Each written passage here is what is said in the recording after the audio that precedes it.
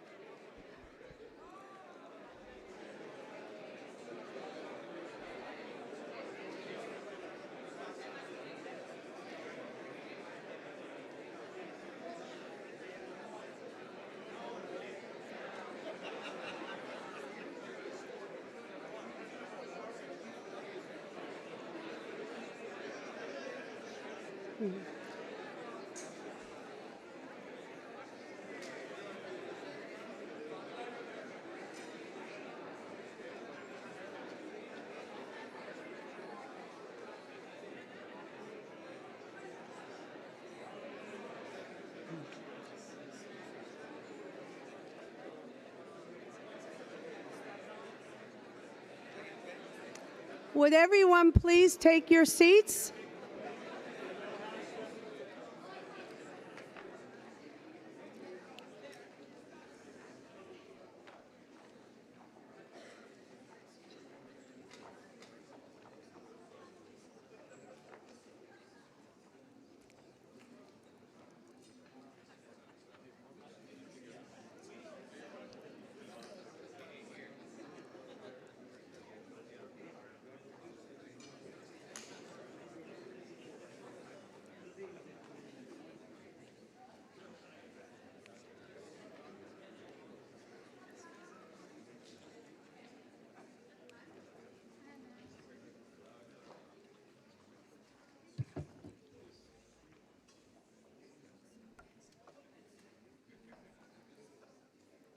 Thank you.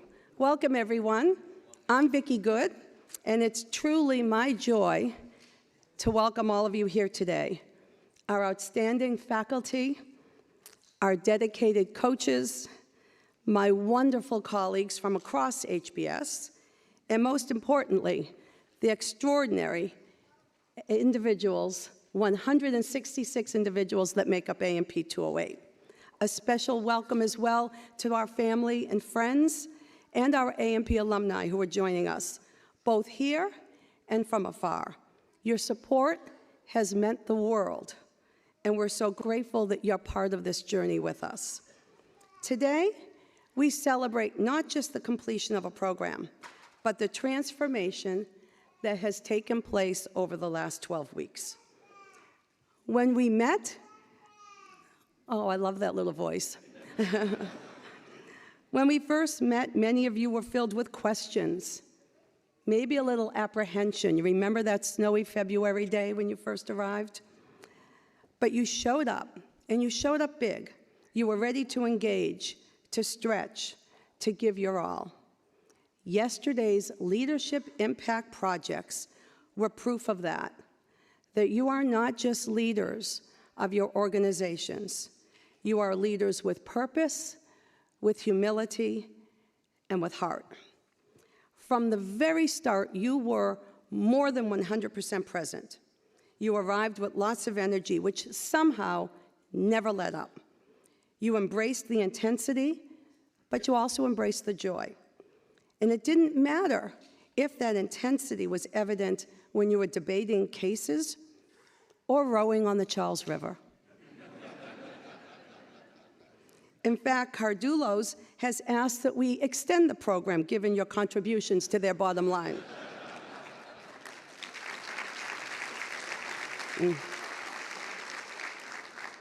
And I'm sure there are many other Boston establishments that would support that idea.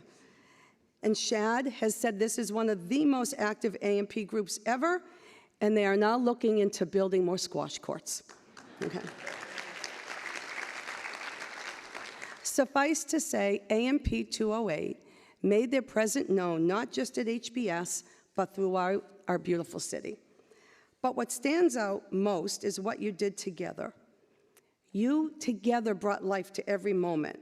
You balanced rigor with laughter, learning with friendship. And somehow, along the way, you became much more than classmates. You became a community.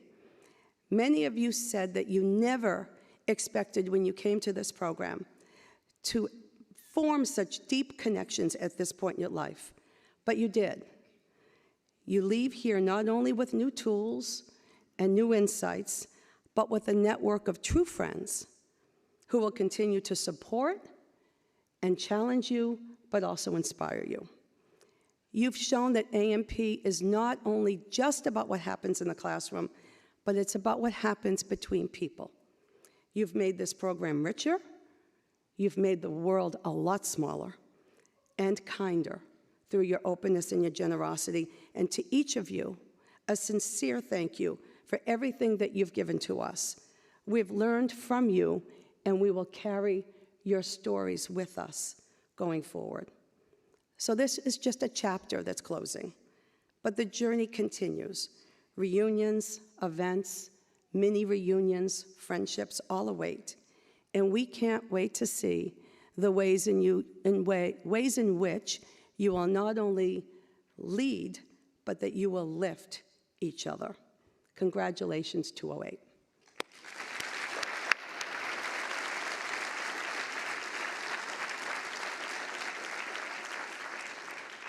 So it is my distinct pleasure at this point in the ceremony to introduce you to someone you know well, Professor Krishna Palapu.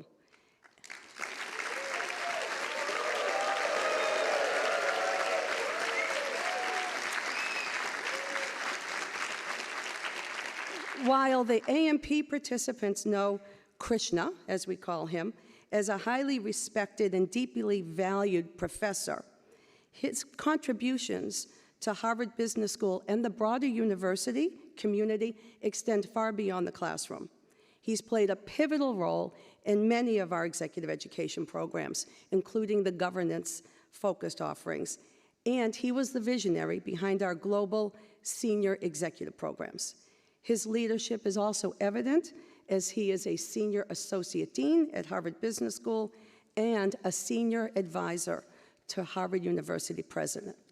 But despite these many responsibilities, his dedication to the AMP community and to Harvard remains steadfast. So it's a true honor to welcome him here today. Please join me in welcoming Professor Caliper.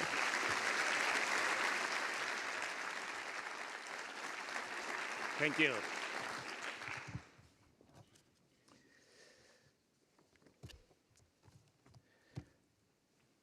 Good morning.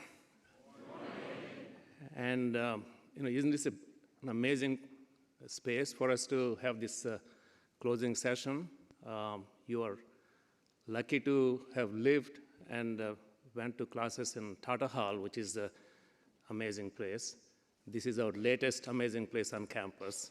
And I think actually this may be the most beautiful building we have on all the Harvard campus.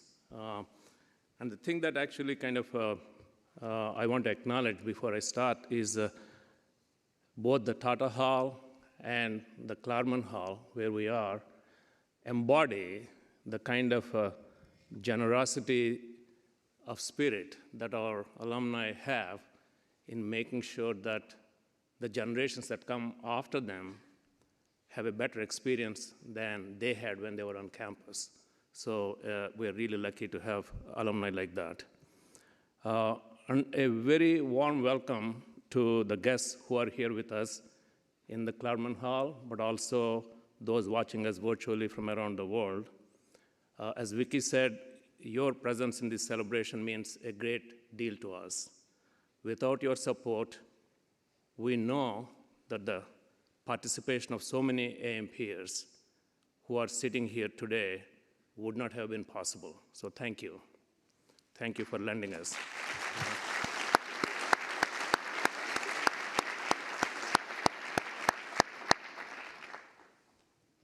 I'm going to do something a little kind of strange for a graduation speech. First, I want to introduce the cohort to all our guests, because some of you may know the richness and diversity that is present in this class, and some of you may not. And so let me take a few minutes to do that.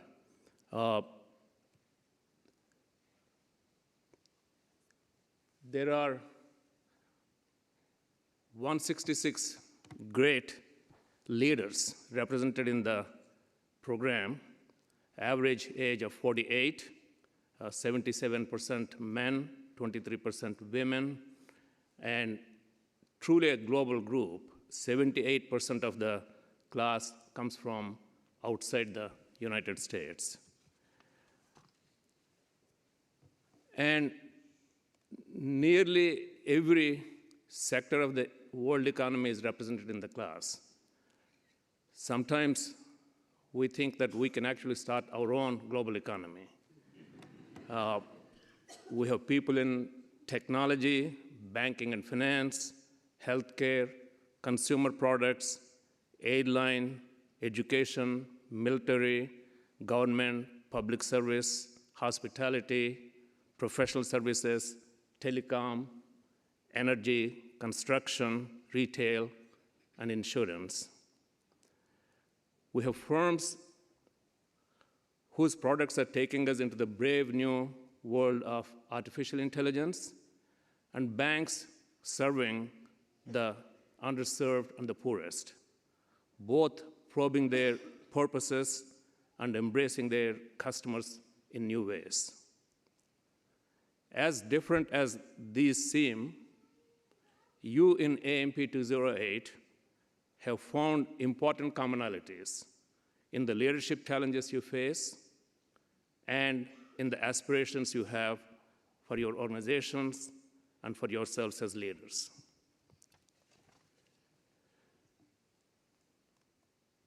The geographic diversity of the program is astounding. And this is not by design.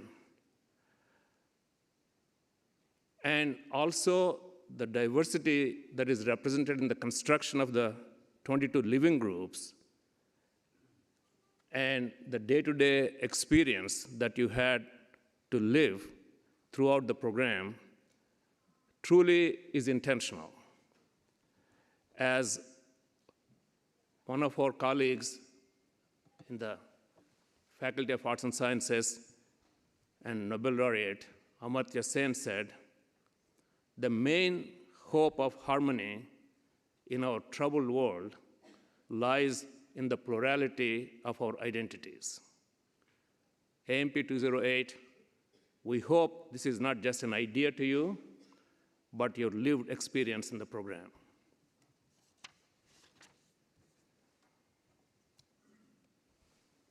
The faculty.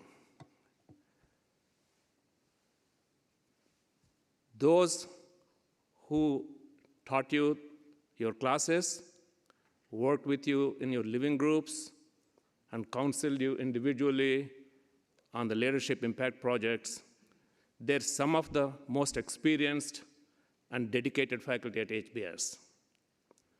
These are people who have the opportunity to teach in any of the school's programs and chose to teach in AMP.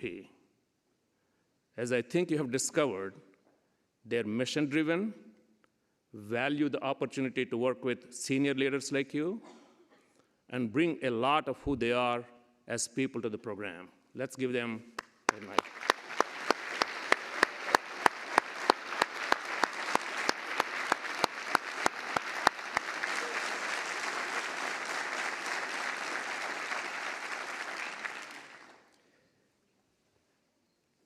And the coaches. A very significant part of the program focuses on leadership development, especially personal leadership development, and the AMP coaches guide that effort. They also help the living groups and the individuals in them flourish and are an integral part of the program. Let's give them a hand too.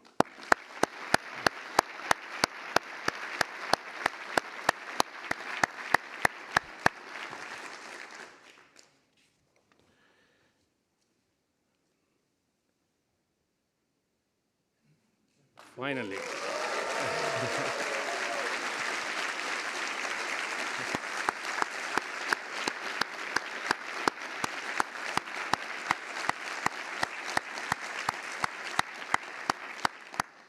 You know that the real magic behind AMP experience is the quartet of Vicky, Jeff, Sophie, and Thaisa.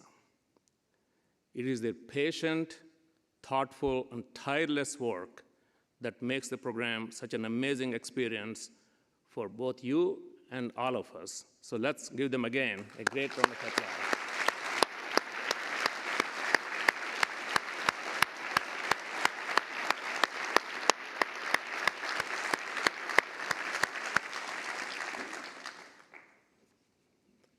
And we had several guest speakers in the program. I'm just highlighting here the Module 3 speakers. And part of the design of the program is to make sure that the program meets the needs of the cohort and the time in which they're learning. So we augment the faculty with these guest speakers, and many of you mentioned that the guest speakers are a real highlight of the program for all of you. And I just want to kind of step back a little bit and just kind of outline what it is that we were trying to accomplish in the program. We tried to use the time with you to broaden your lens. Start with you and your team, your firm, your industry, your nation, and the global economy.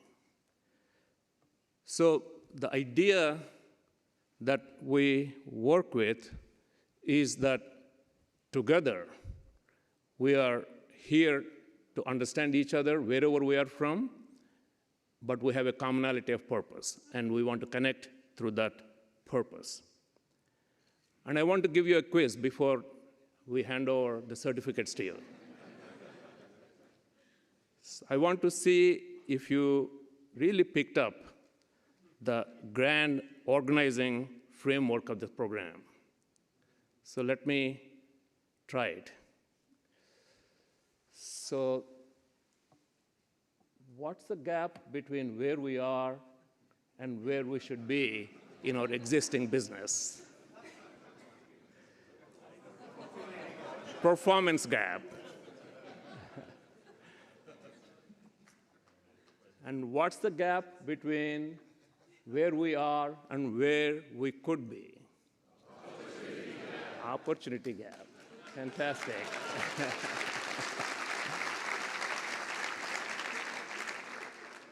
Let me try this.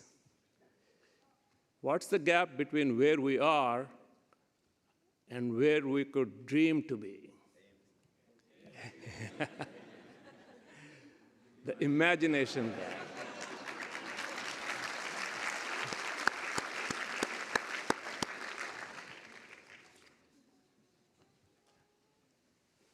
To fulfill this idea, we have a really rigorous admission process. It's not an accident that you are here in this program. We screen for depth of experience, accomplishments, and glowing recommendations. But with AMP 208, we got all of that and so much more. As you have shown us time and time again, you are open and humble, motivated by purpose, joyful, nurtured a culture of psychological safety where all could flourish, seek business and personal transformation, and want to make a difference in the world and be catalyst for change. In the Tata Hall, in the classroom, we introduced you to a wealth of new ideas. You had the privilege of learning from some of the most distinguished faculty, each a giant in their field. They didn't teach you just cases.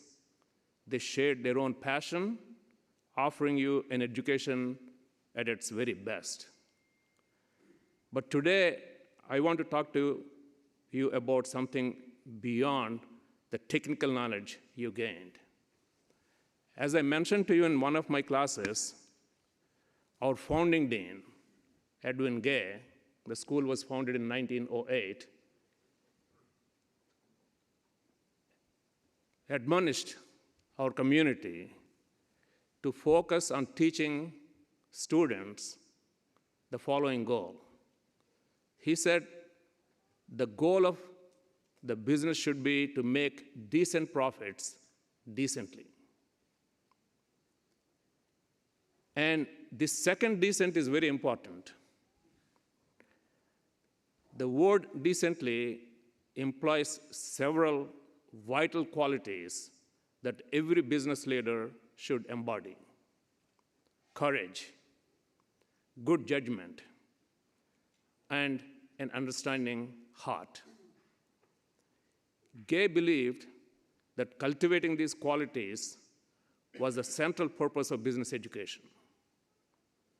Purpose-driven leaders are those who do the right thing, possess the judgment to know what the right things are, and have the heart to do them in the right way.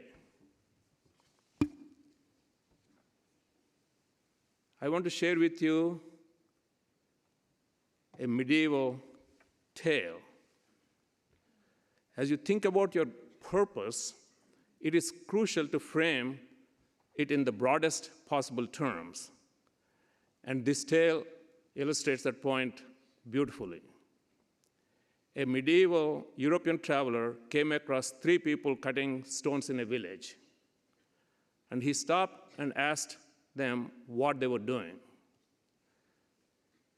The first stonecutter replied, "I'm making a living." A very practical reason for being there, doing a day's work for a day's pay. The second replied, "I'm doing the best job hammering in the entire county." Competitive instincts we all know well from the business world. The third looked up and said, "I'm building a cathedral." What I love about this tale is that they were all doing the same work, but saw their experiences differently. It was a switch of frame, not a switch in job.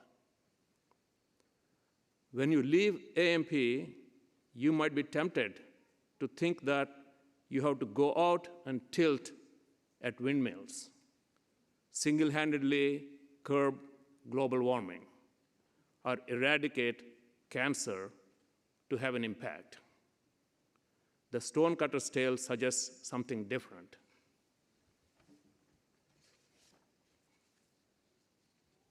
In AMP, we hope to help you see your organizations and you as leaders as the third kind of stonecutters. How you will do that in your organizations, with your teams, we will leave it in your good hands. If you lead with purpose and an open heart, I believe you will find a way.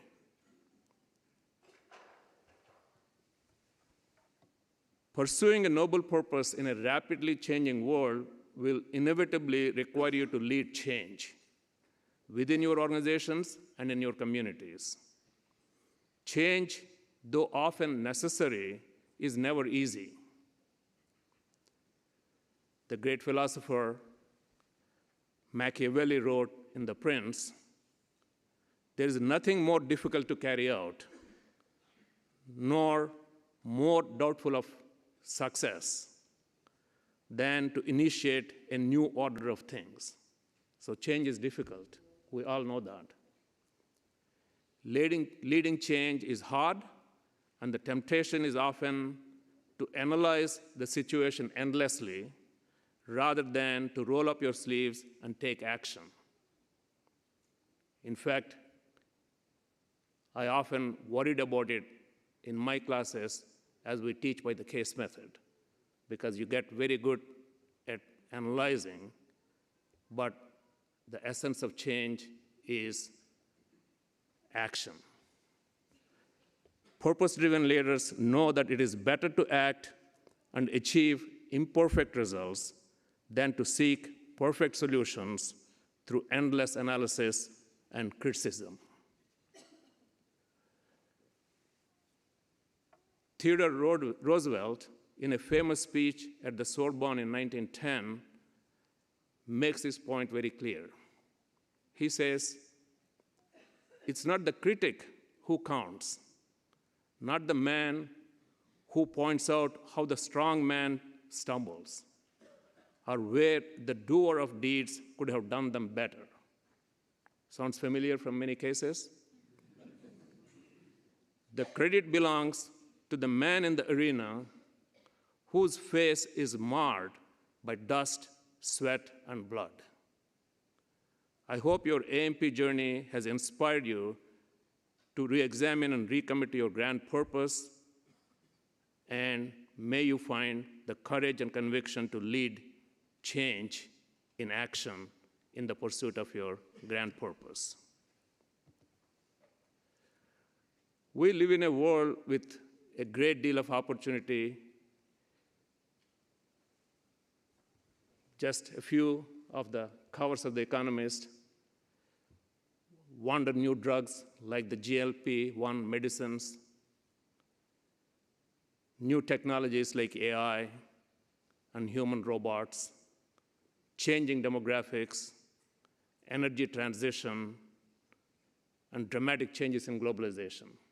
All of these phenomena are tectonic shifts that are throwing up massive new opportunities. At the same time, we also live in a world that is facing major challenges: political upheavals and wars, rising inequality, the rise of nationalism and populism, and the resulting global tensions. Being associated with an institution like HBS gives us the privilege to seize these opportunities, but also it obliges us to lead in addressing the challenges our societies face.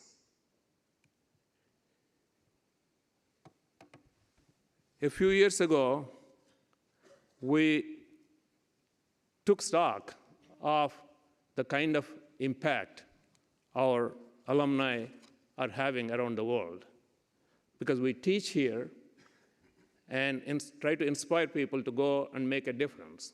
We wanted to see actually what people do. And we published a book on that with stories that are very, very inspiring of a number of our alums that are doing amazing things, big and small, all around the world. It's a great book with a title called Problem Solving. I hope you go and get it. Today, you will join the many distinguished alumni around the world who are making these kind of contributions.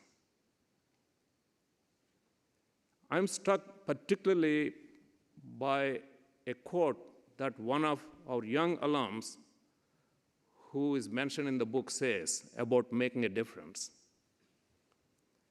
Making a difference is not a one-time event.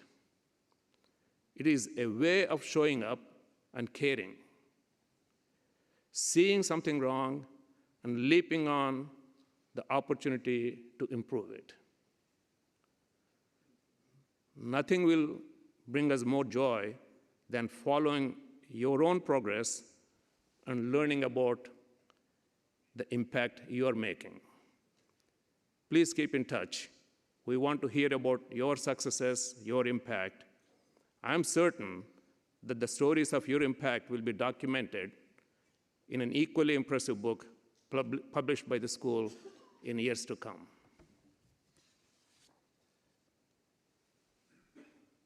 You came here as strangers to one another, but today you're leaving as lifelong friends.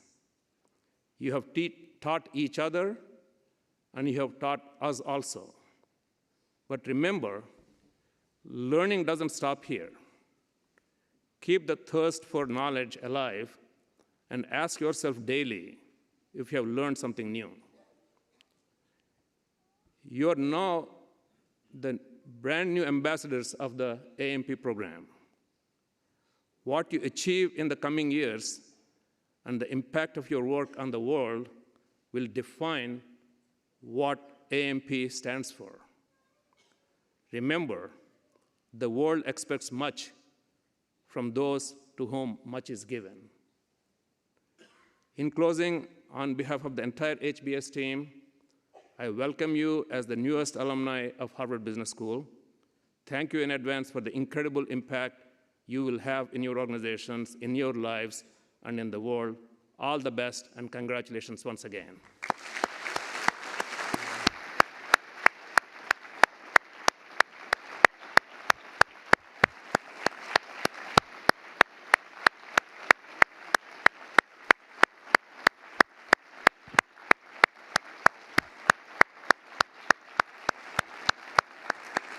Thank you. It's now my great honor to introduce you the AMP 208 class speakers, Penny Dudley and Quentin Jones. Please come.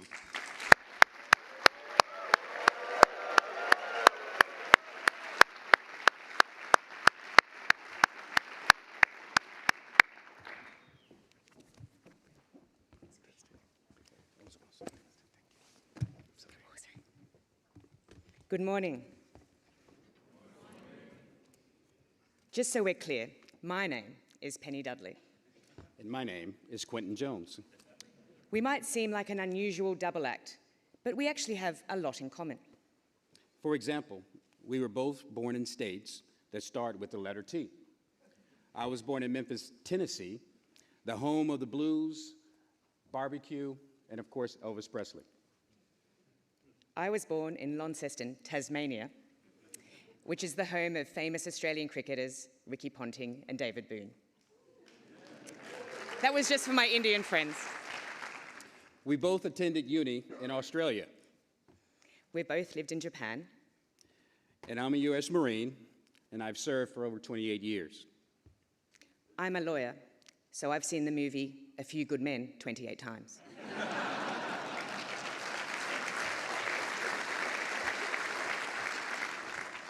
So as you can tell, we're both basically twins. One other thing we have in common is that there are a lot of people we would like to thank on behalf of our class of AMP 208. First of all, I'd like to thank the faculty members, to our professors Montgomery, Gupta, Hall, Kester, Moon, Neely, Krishna Palepu, Rossini, Rose, Toffel, and Tushman. Thank you very much for everything you've given us.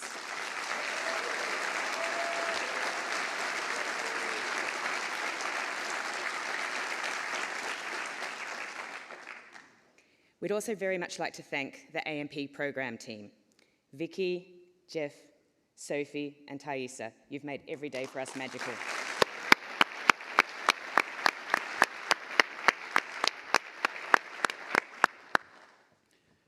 And it wouldn't have been possible at all if it hadn't been for the tremendous support teams that we have over in Chow Hall and Tata Hall, and the outstanding workers that helped us each and every day to eat more food than we've possibly ever eaten, but also make sure that we're on time and ready to go for class every day. So please, please stand up and give those fabulous workers a hand.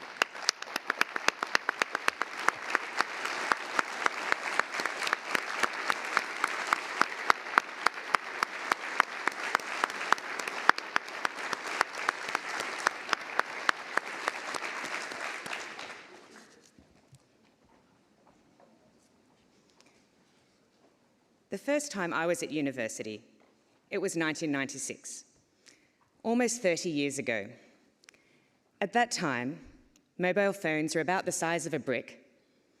Apple shares traded at around 20 cents. And this is going to be startling news for the younger members of our audience, there was no Wi-Fi. Now, in 2025, we find ourselves back at university again. At this later stage in our lives, as more seasoned leaders, I know we are all grateful for this second chance at student life. Some of our core memories have returned. We've remembered how to chorus good morning, how to raise our hands before speaking. We've set up student societies, from rowing to hot yoga to boot camp to shoe polishing and whiskey appreciation. We've eaten delicious cuisine from around the world, from Nigeria to Azerbaijan. We've had impassioned late-night debates about discounted cash flow models and whether Cartwright lumber has got the stretch to become a lifestyle brand.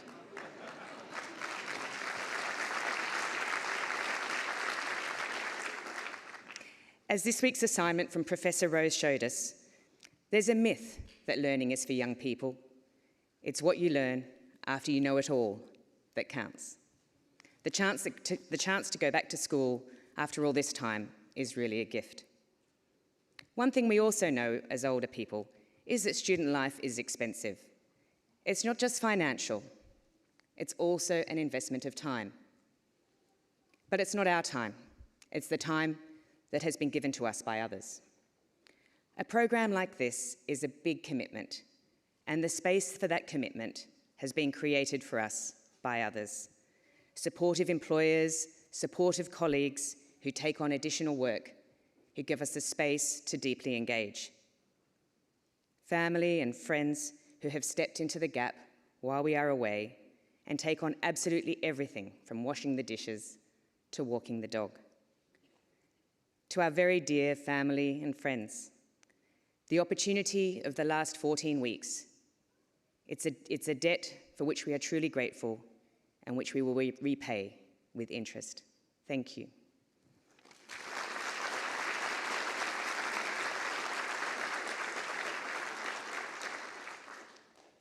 I think perhaps one mistake we made when we first were students, at a younger point in life, was that we rushed through it.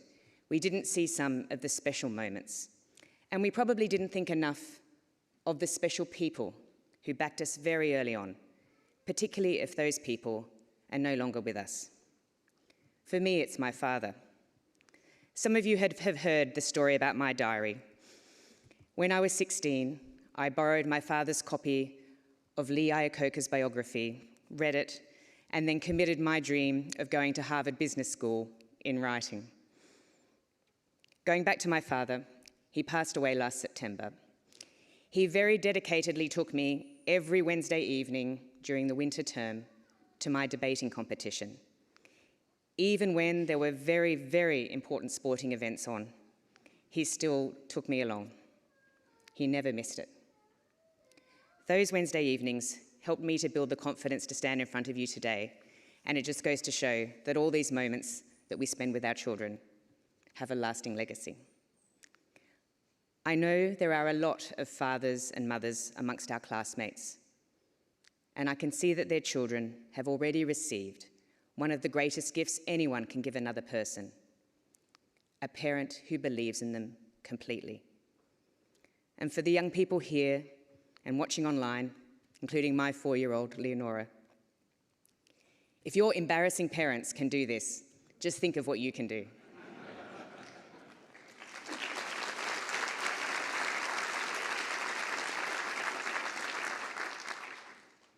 There are definitely some aspects of student life that I think we can only fully appreciate at this age and stage. They are discussion, elevation, and connection.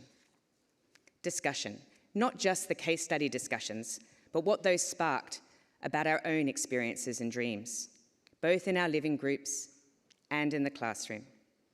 There's some real magic in creating an environment which focuses on drawing out the solution to a problem and not the identity of the speaker.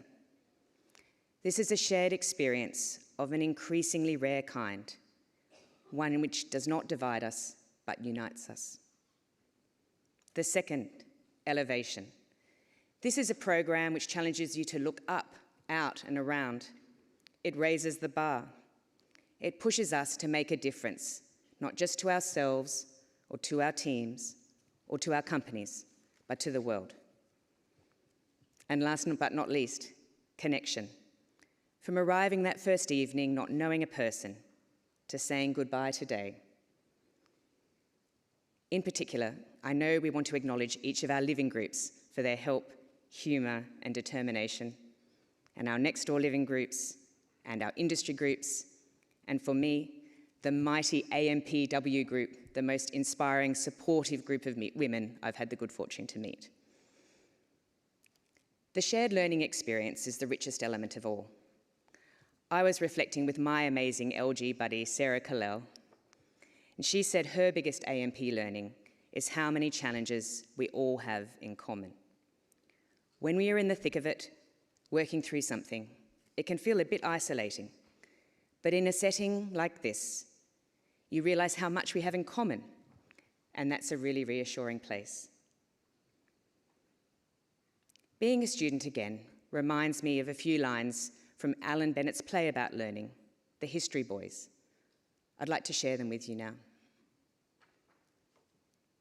The best moments in reading are when you come across something, a thought, a feeling, a way of looking at things, which you thought special and particular to you. Now, here it is, set down by someone else, a person you have never met, even a person who is long dead. And it is as if a hand has come out and taken yours. This, for me, is the spirit of AMP 208. Now, whenever we come across a challenge, we can know that it is not particular to us.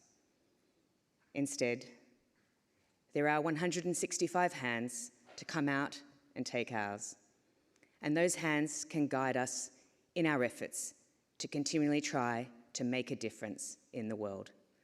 And what a glorious task we are given. Thank you.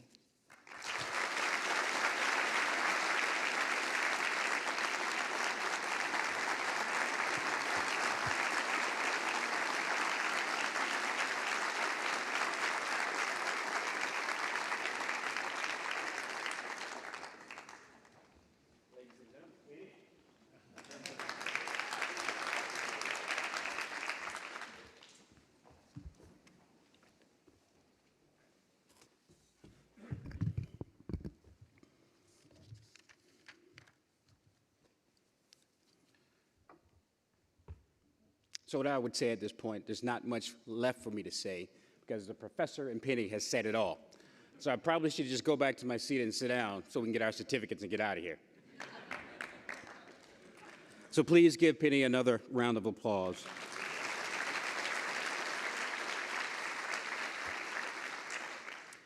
So I want to start again by thanking the professors and the administrative staff, as well as the mighty tribe of AMP 208.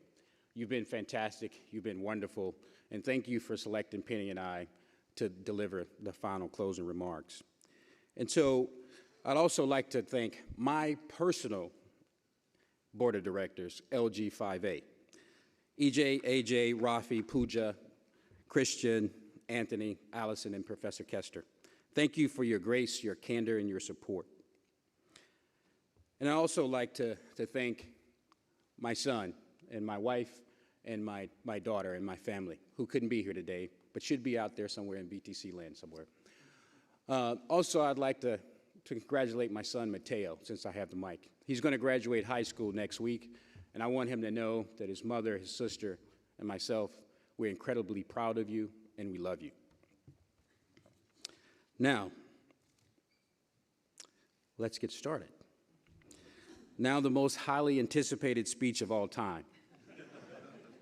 So let's set the room. This speech is going to be classified.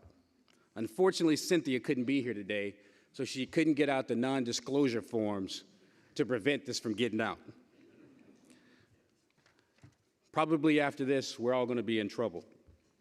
However, it's too late now, because what I'm about to share is confidential. It's absolutely essential. It's not just about business, it's about identity. I spent the most of my adult life leading Marines in combat zones, in crisis, in silence, and in chaos.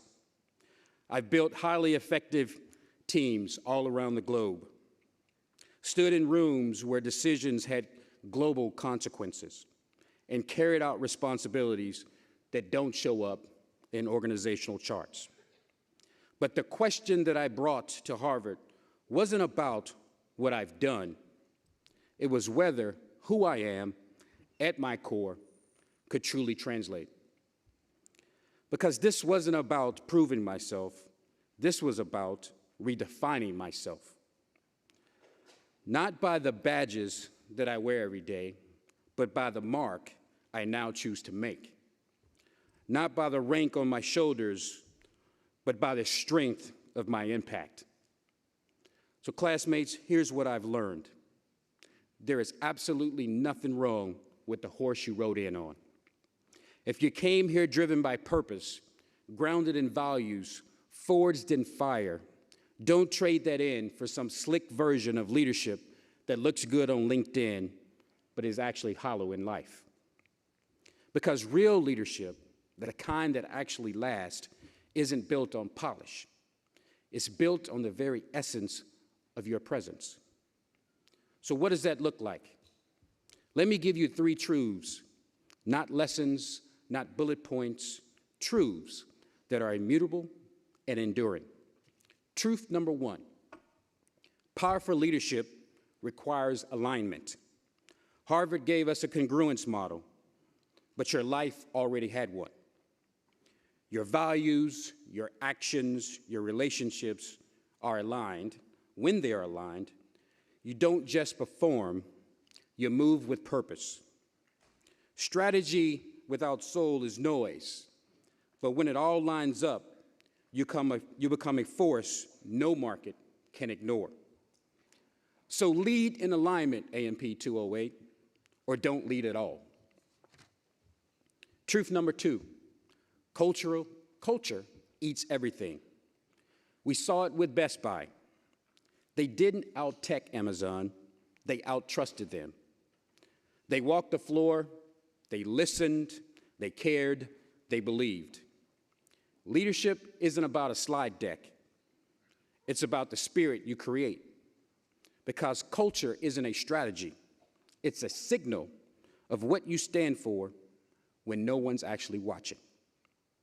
So if your people don't believe in you, why should your customers? Truth number 3, what doesn't fuel you drains you. We talk about value chains, but the most important one is internal. It's your passion. So cut what drains you, invest in what feeds your purpose and adds intentionality in your life. Professor Moon told us to wake up twice, once to the world as you move out for your day, and the second time on your way home. So you can slow down time, breathe in presence of the people that we love the most. So presence and passion aren't extras. They're actually your competitive edge. One of the greatest gifts of these past 14 weeks wasn't a framework or a case study. It was the space to slow down and ask a question we don't ask often enough. Who are you when you actually take off your armor? Not the role, not the resume, not the LinkedIn summary, but just the person. Because if I've learned anything from our time together, it's that purpose isn't found in titles or in the armor you wear. It's found in the impact that we make. For you see, I don't need to lead 10,000 people to make a difference. If I can just help one person live a fuller, braver, and more honest life, then I'm doing the work. The kind of leadership that matters is about being remembered for who you were when it counted. And so this is the invitation. It's the challenge. It's the call to arms that Harvard has handed back to us, my friends. Over these 14 weeks, we've debated incentives and identity. We've wrestled with strategy, ego, equity, and scale. We've laughed, we've cried, we've held space for the hard questions, the ones that shape who we are and how we will lead. The question now is not just where we go, but what kind of message will we leave behind by our footprints in the sand? What will your imprints say, and where will they lead your people to? So I'll leave you with this, AMP 208. Again, there's absolutely nothing wrong with the horse you rode in on. If it carried you here with presence, with passion, and with purpose, and if you hold true to that, that same horse will carry you into every boardroom, every hard decision, every late night when doubts creep in. That same horse will leave footprints you left along the way. So just maybe changing the world isn't about the title you earn, but by the footprints that you left along your journey. So just maybe the path to greatness isn't paved with applause, but with moments when someone says, because of you, I didn't quit. So ride out not to be impressive, ride out to be impactful. So hold your head up, keep your eyes forward, your shoulders back, and ride that horse like the future depends on it. Because for someone, it does. Thank you.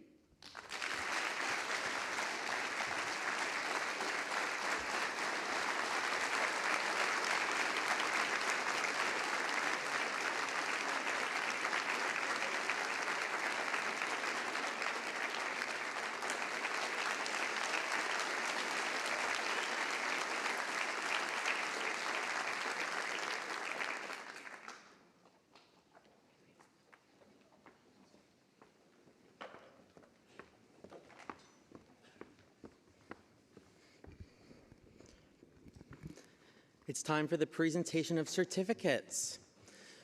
So Thaisa will let you know when it's your turn to come to the stage. Sophie will give you your certificate, and then when I call your name, we'll take your photo with Professor Palapoo, and then please proceed behind me to Vicky before you return to your seat.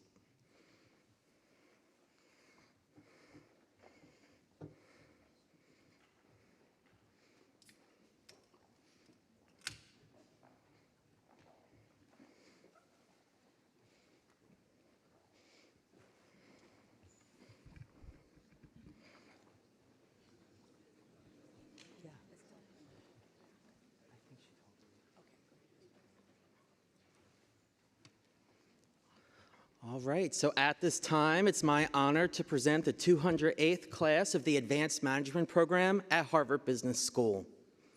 Henna M. Fry.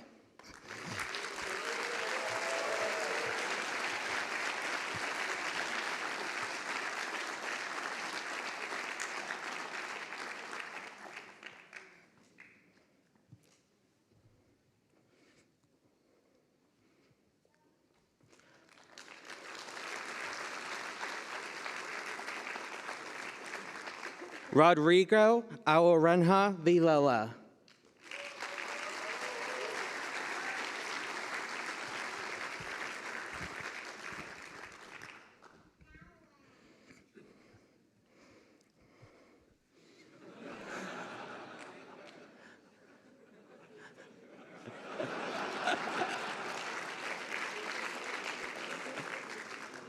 Nasaruddin A. Bakar.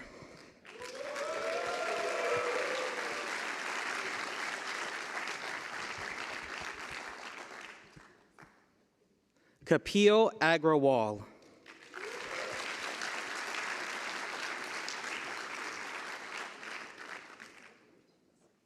Gaurav Ahuja.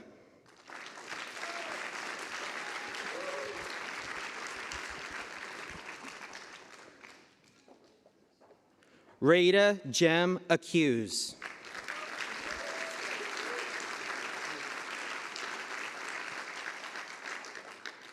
Hisham Sami Al-Karioti.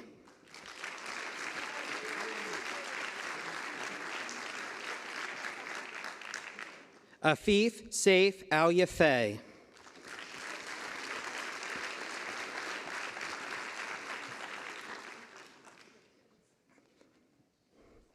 Oliver Alauba.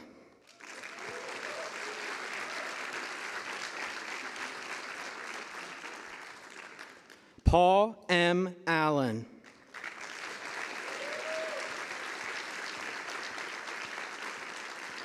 Maha Mohammed Al-Sudairi.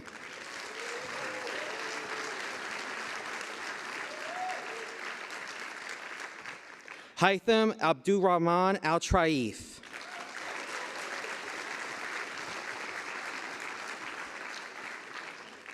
Alpna Amar.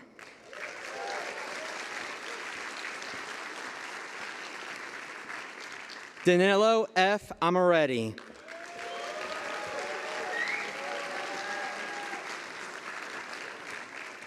Martin Ricardo Arias Tinoco.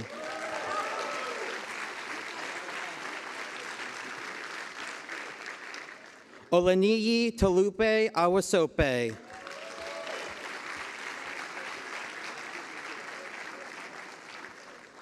Katarzyna Bajarowska.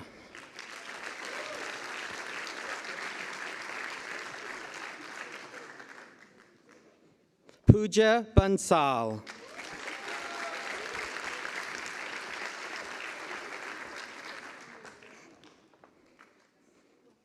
Sandeep Barasia.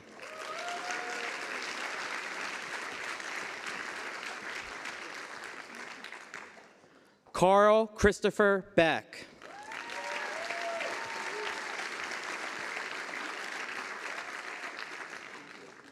Kelly Becker Merriweather.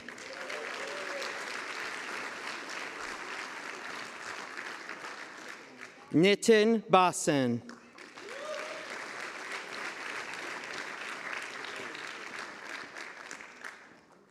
Bakawat Basipol.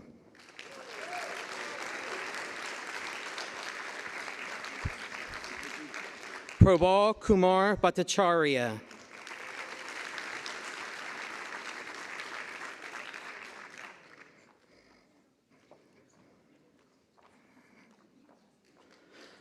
Mohammed Nourizal bin Farudin.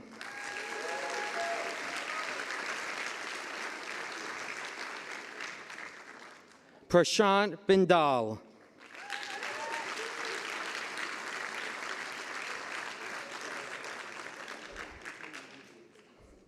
Karan Balaria.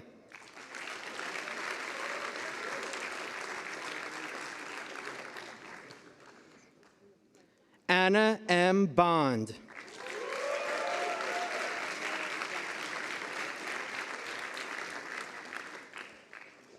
Claudine Bouchard.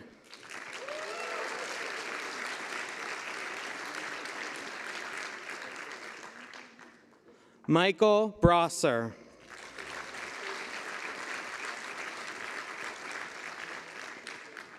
Marco Antonio Cardenas.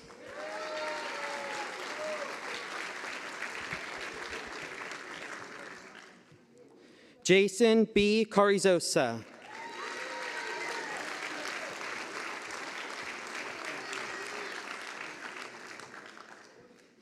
Saifi Sehan.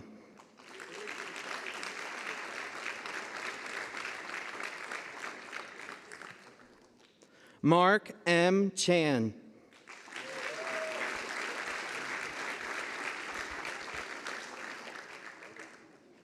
Rajasekhar Chimakurdi.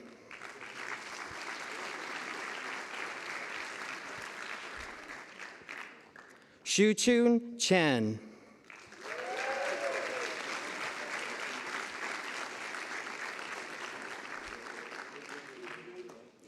Edmund Chiang.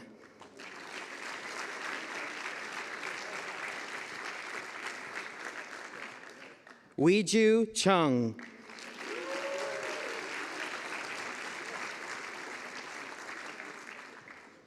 Lu Chuan Hong.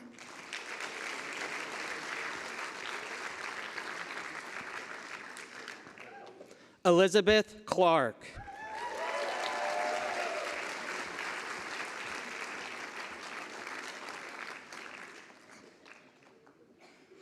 Thomas J. Cleaver.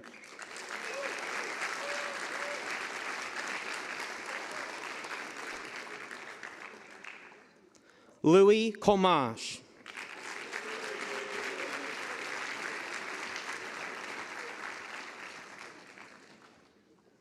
Hugh Cotton.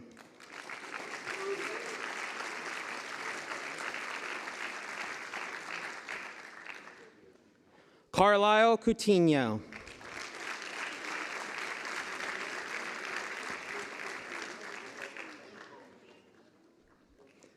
Anthony Charles Curall.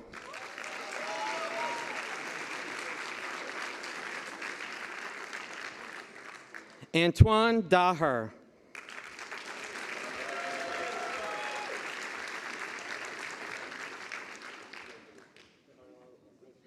Estienne de Klerk.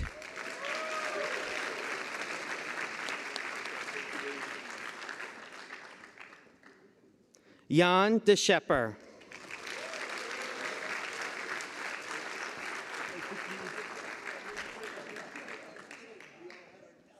Sophie Deckers.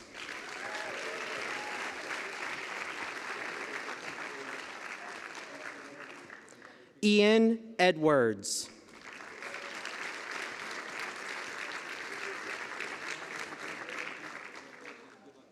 Amr Ijaz.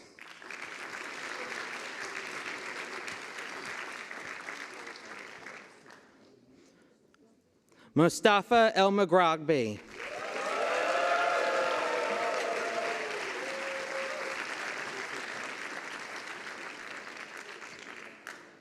Abigail Ipane Oswala.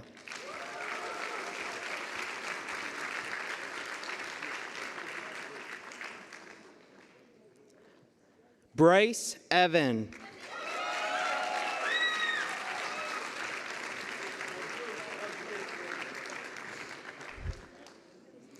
Sebastian Amard.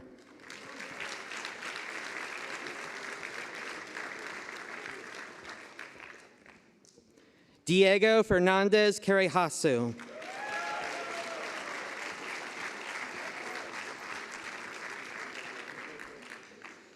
Lucia Fracassi.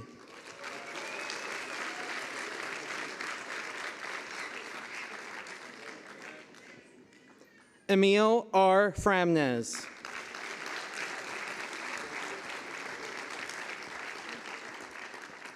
Stephanie Franklin.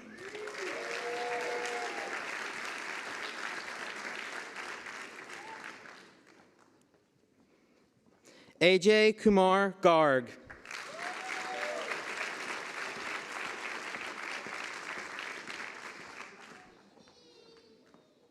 Kenneth Gaston.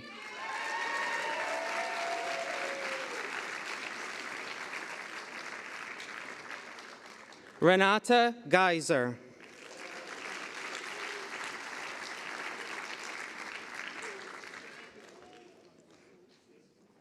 Marie Glenn.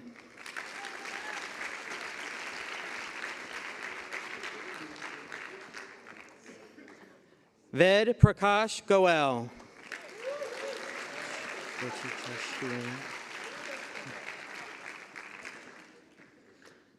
Tornike Gochichashvili.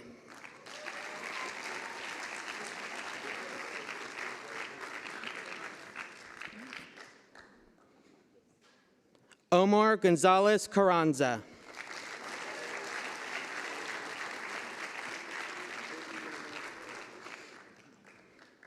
Christian Gragaber.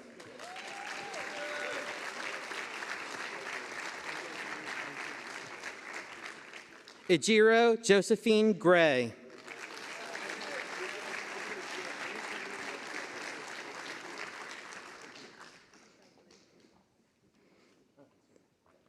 James Griffith.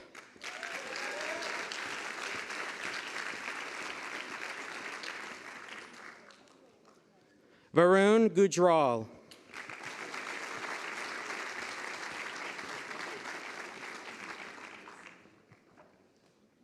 Peter Oliver Hackle.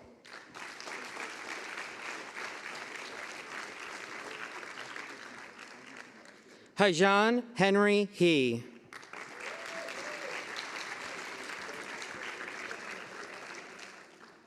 Truey Hebelink.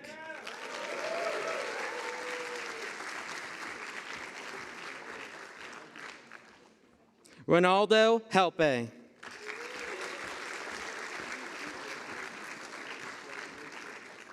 Christian Hoas.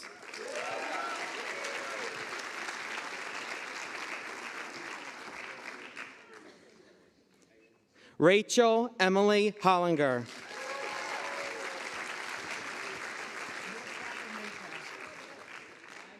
Tomoko Hosoe.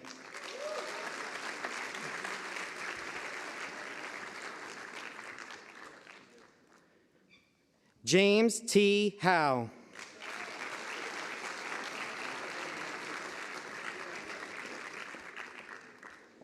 Elkin Ibadov.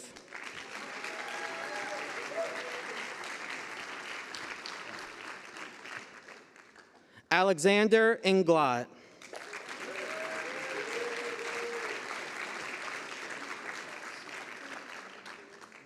Simpiwe Maxwell Janjis.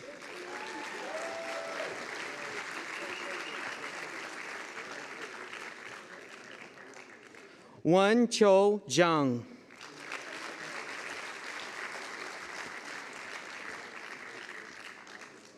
Warren Jintananwan.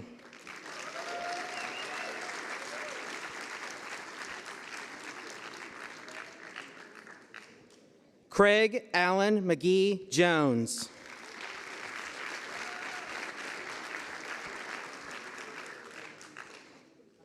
Anastasia Karpova.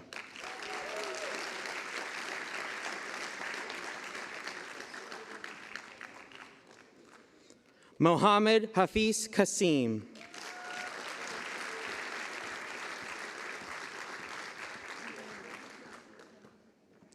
Mansoor Jamil Khan.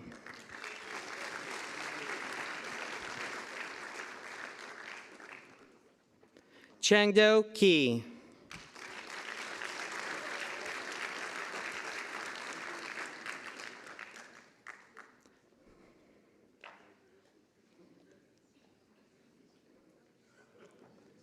Kok Kitwai.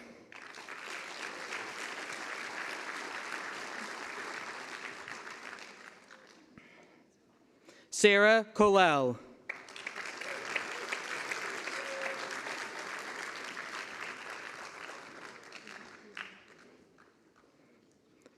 Michael T. Koo.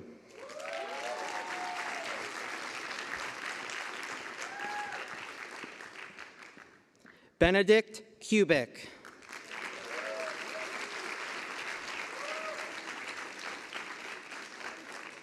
Puneet Lika.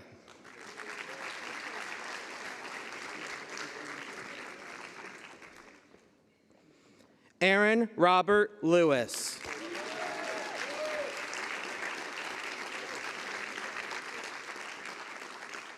Gantumer Lingov.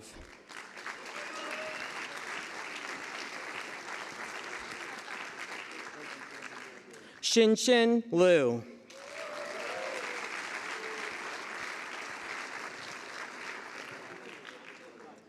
Camilla Makhmadova.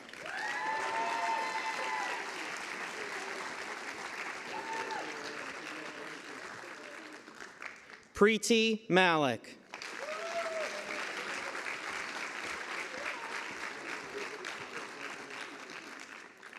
Jennifer Manry.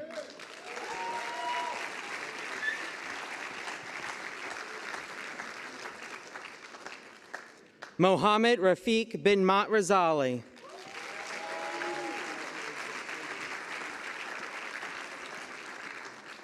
Ying Iris Meng.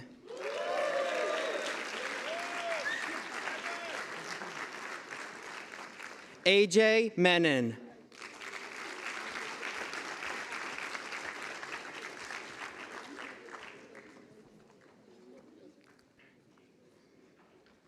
Asmir Marikan.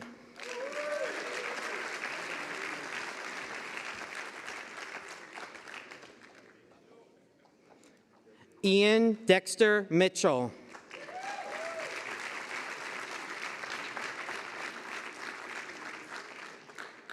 Mo Nazir bin Mo Noor.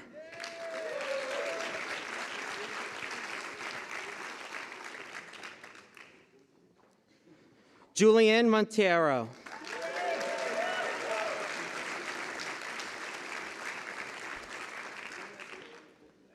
Federico Diego Morello.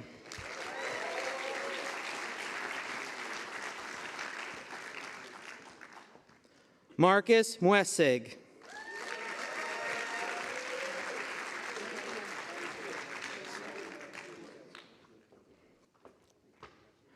Gordon John Muir.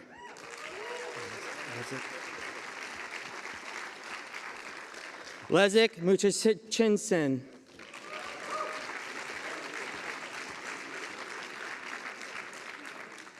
Jonathan Nin.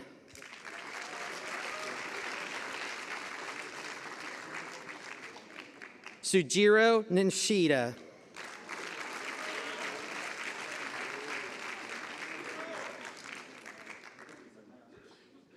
Chantel Norman.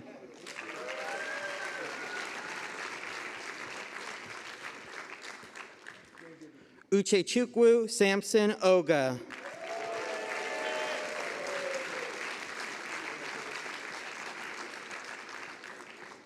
Afolabi Olorode.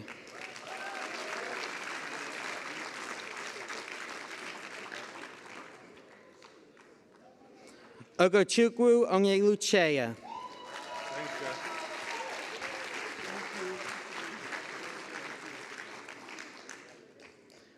Thomas J. Park.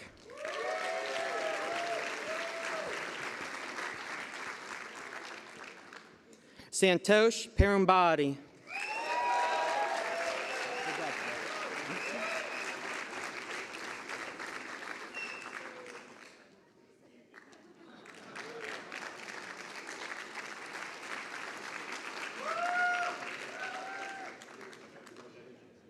Marina Pizzoli.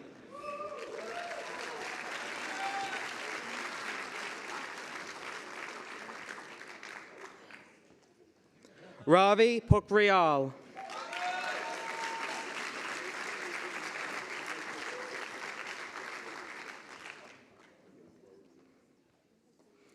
Diego Redonda.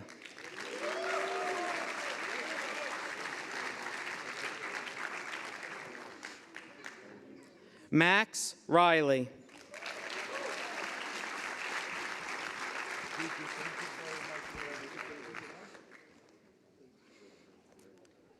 Josh Reitmeyer.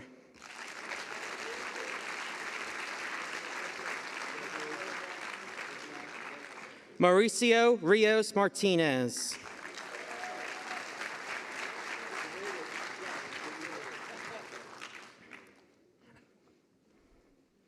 Robert Rogowski.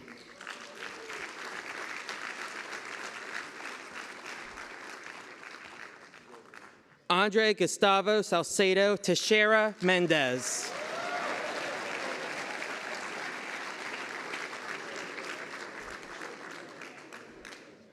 Sirmin Sarach.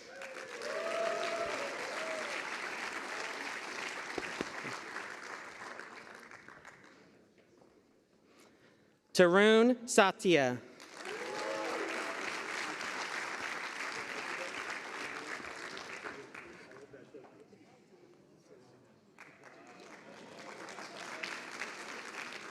Gregor Mark Schmecken.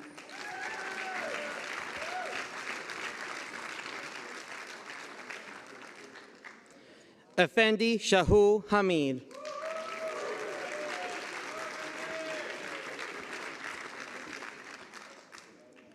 Arjun Sharma.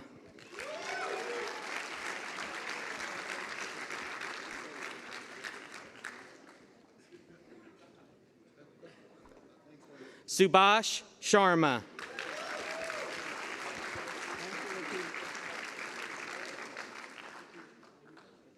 Emily Shelley.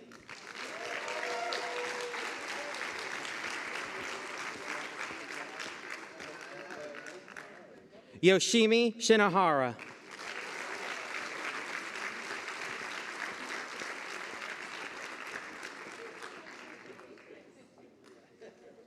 Takahito Shioda.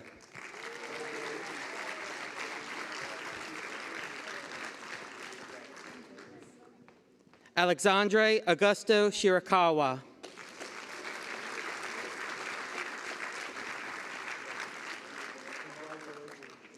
Shashir Shrivastava.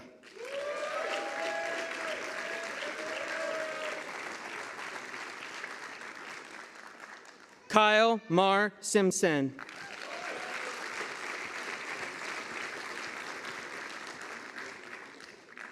Amit Raj Sinha.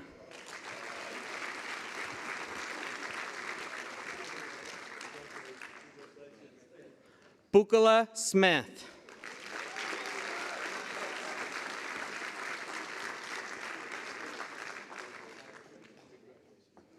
Zachary G. Smith.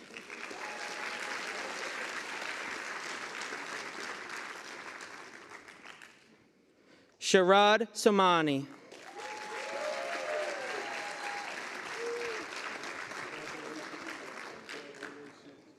Neil Stevens.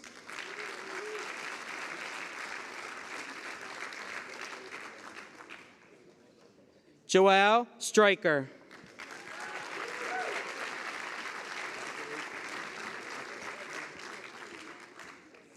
Andrew Lang Sturrock.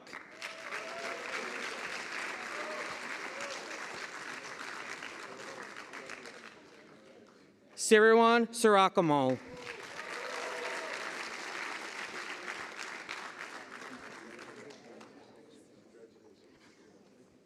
Frankie Tertuijoyo Susio.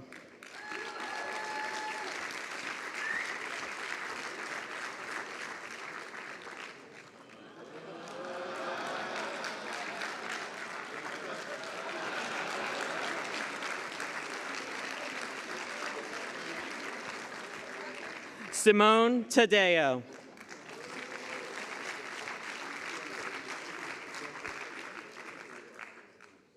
Yuli Tansiri.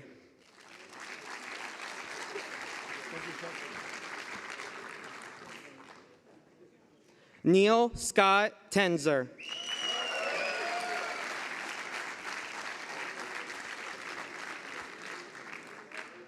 Deepak Kumar Thakur.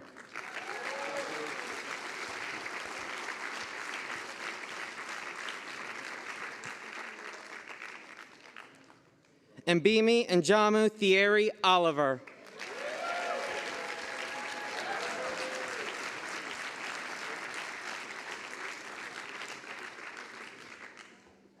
Lauren Turner.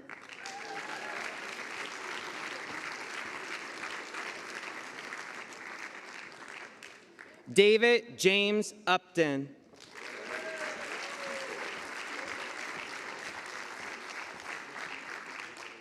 Terrence Watangwa.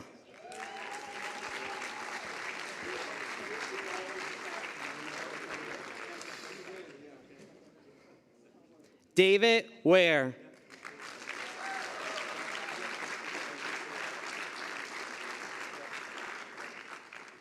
Sam White.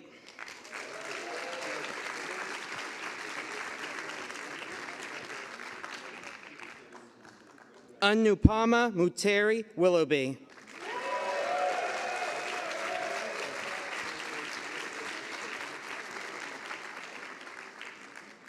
Ali Yalchin.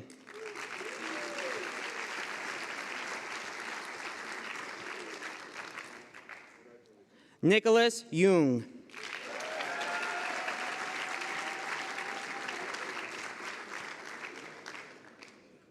Wenhai Zhang.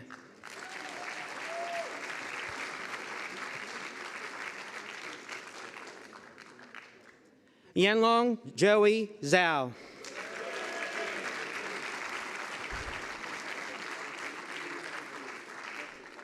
Max Zimmerman.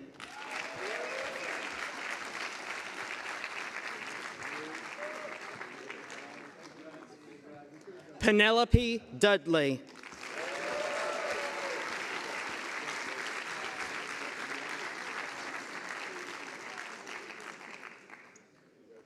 Quentin D. Jones.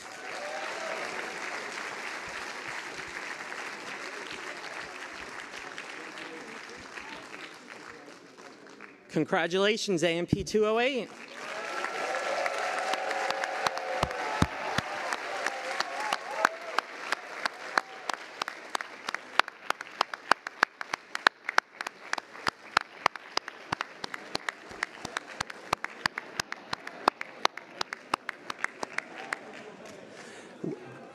We are now going to play a video from the AMP faculty and staff team, so we hope you enjoy it.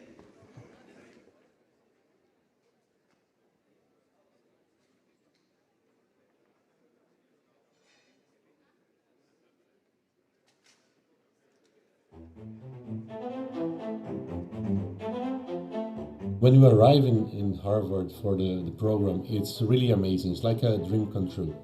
You see all the buildings, the red bricks, and when you got to see Tata Hall, you could really feel the good vibrations. The first few days were exciting and a bit emotional. Arriving in campus felt special, like stepping into a place where big things happen. Everyone was welcoming, and I felt clear that this would be a life-changing experience. 170 people from roughly 50 countries, different cultures, different journeys, different perspectives on life. How is that going to work? It's practically something that is supposed not to function, but it works perfectly. I was telling a couple of my team here that, it's like this course has been designed for me specifically. It's very insightful, very on target with many of the challenges that we deal with. The way you perceive certain things is quite maybe rigid in certain ways to the industry you come from, and then you'll get insights from a totally different perspective, which in itself is learning. The pace was fast and the workload was serious, but it pushed me to be better. It felt like every reading, every session had something important to teach. It challenged me, but in a way that felt exciting. You know, they really established a high standard when before the program with the preps, but not all of us were able to read everything. So the first week goes smooth, then the second week is a mess, and you survive on the third week. It's a lot of work, it's a lot of reading, a lot of debates. The advice I received before AMP was that your living group can make or break your AMP experience. I can only say that my living group has been extraordinary. I'm so immensely grateful for my 4C fam, as we call ourselves.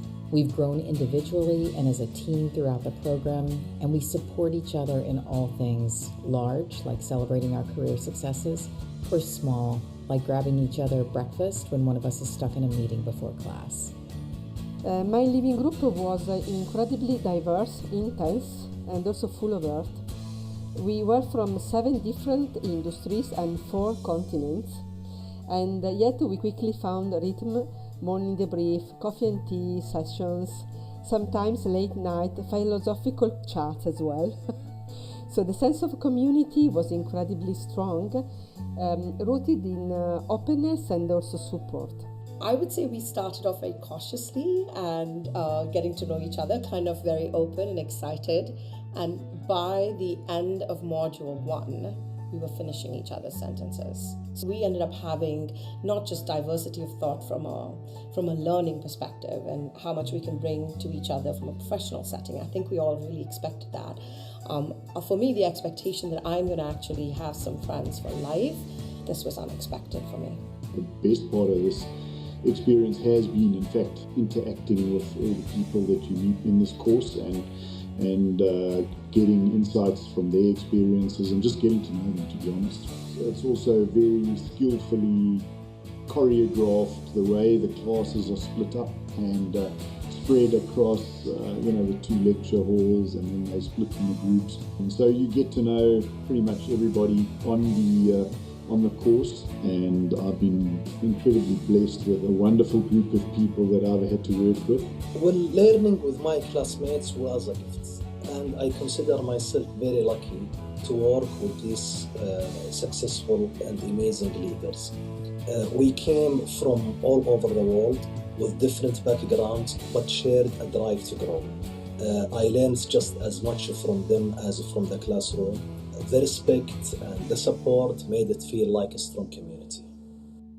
You know, at the start, I was struck by how accomplished everyone was, and honestly, just a little intimidated. But very quickly, those titles and credentials gave way to real conversation and shared curiosity. So through learning, teams, long dinners, and late-night case studies as well, we evolved from classmates to collaborators to genuine friends. Working with people from different backgrounds, industries, geographies brings a rich diversity of perspectives and experiences to build upon. Understanding different points of view, approaches to problem solving, cultural nuances, these all make us better leaders and frankly better humans. And we're all a work in progress, so it's critical for us to keep learning and learning from each other. One of the biggest lessons was the value of intellectual humility. That means that the best solutions often come from integrated views that initially seem at odds. It is so impressive to see people look at something from a different angle that you never thought of. I also, would say that in the US, we tend to be quite US-centric. So having a cohort that's international amplifies your ability to be empathetic and also gives you some understandings that you can take back and really make some immediate changes in how you interact with people. The Harvard motto being, we educate leaders of the future, I can see that in operation in this classroom. I think it's needed in today's world like never before. The AMP faculty have been outstanding, from their research, case studies, class presentations, to their individual and collective advice and support. Not surprisingly, they have created a program that is truly transformative and given us the tools and support we need to have an impact as leaders going forward. They did not just teach, they inspire. They brought big ideas of life, made us think deeply, and always connected lessons back to real leadership. You could feel how much they care. It's been amazing experience with the executive coach on a group perspective and also hence on a personal perspective. I discovered myself in a different perspective that I didn't know. So it was very, very insightful and amazing. The guest sessions were powerful. Hearing real stories from leaders about tough choices and lessons learned gave me a new perspective. Those moments made everything we learned feel real and practical. I never imagined sitting in the Spangler Auditorium at HBS listening to a case study about the company where I've invested the last 8 years of my life.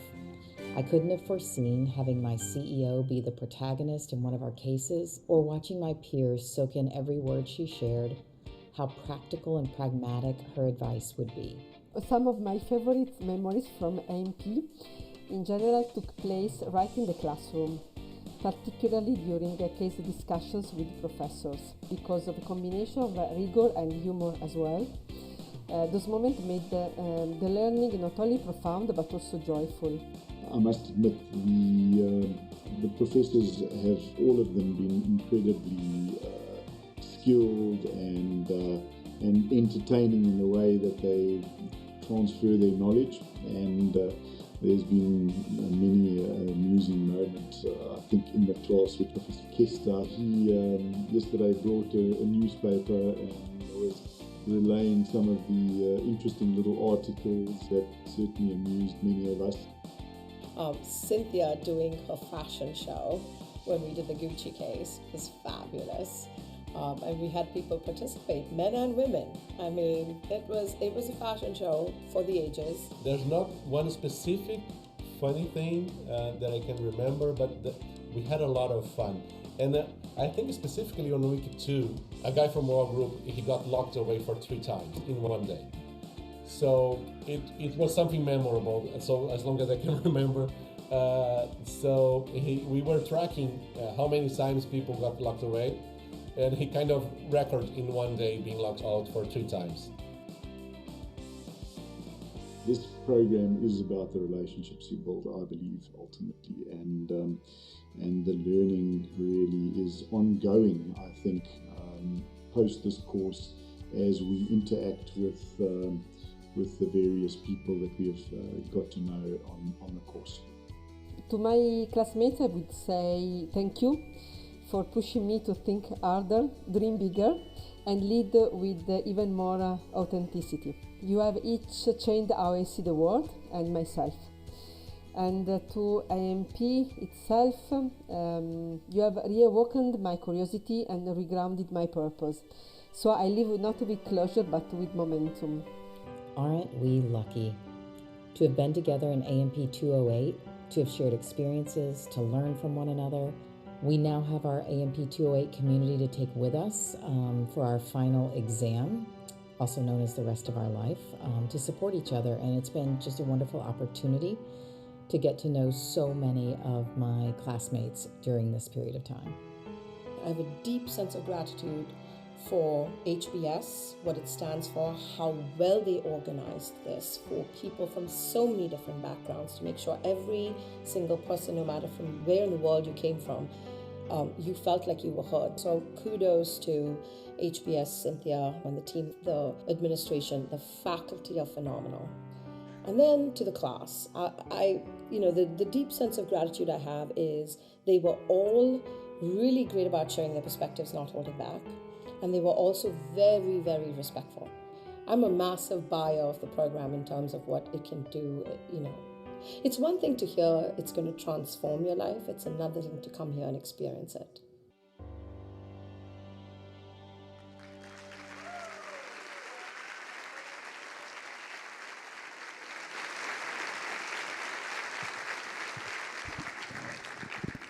So that's our little gift to you.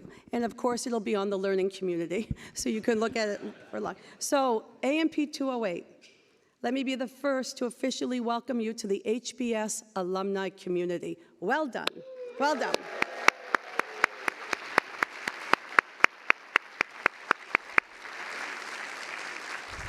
And now I'd like to invite everyone to the Klarman Atrium for a champagne reception where we can toast your achievements, your friendships, and no doubt the impact you're all destined to make. So please join me and thank you.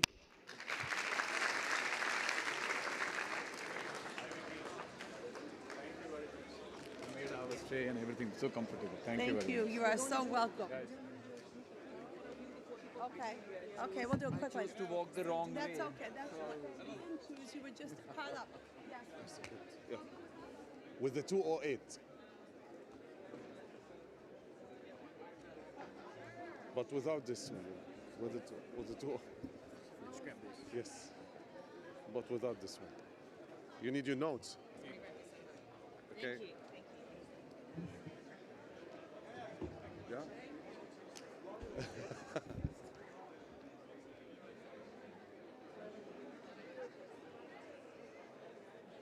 You want picture? With